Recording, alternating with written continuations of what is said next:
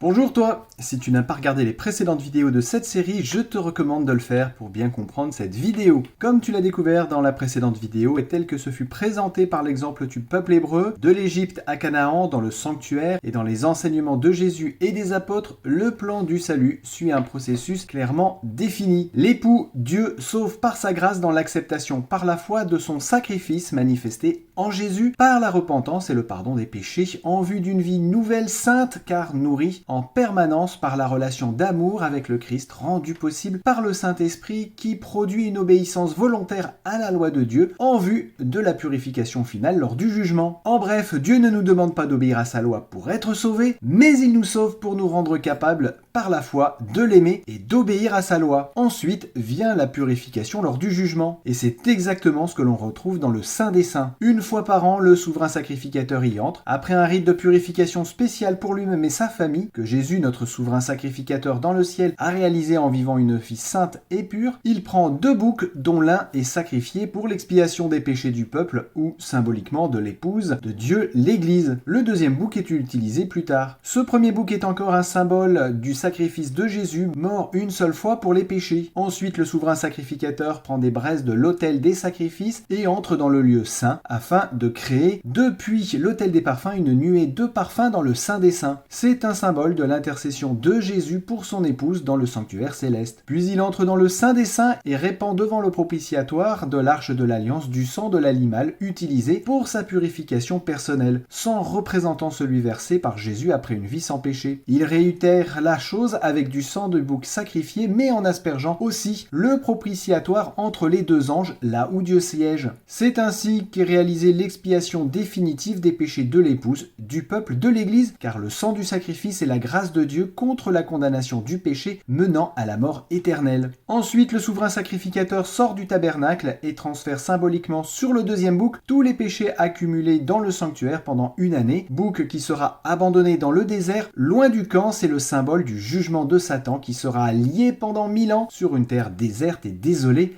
après la sortie de Jésus du sanctuaire céleste. On comprend donc que le sacrifice quotidien pour les péchés a été réalisé à la mort de Jésus. Son action d'intercession dans le lieu saint par sa parole et son Esprit Saint se réalise depuis sa résurrection et sa montée au ciel. Mais qu'en est-il de la phase de purification et de jugement? On découvre cette phase annoncée en 3 temps dans les prophéties de Daniel. Nous savons par la Bible que ce jugement a lieu dans le ciel depuis l'automne 1844, ce qui préfigure la purification de l'épouse de l'Église. Mais en vertu de quoi ce jugement est-il en cours?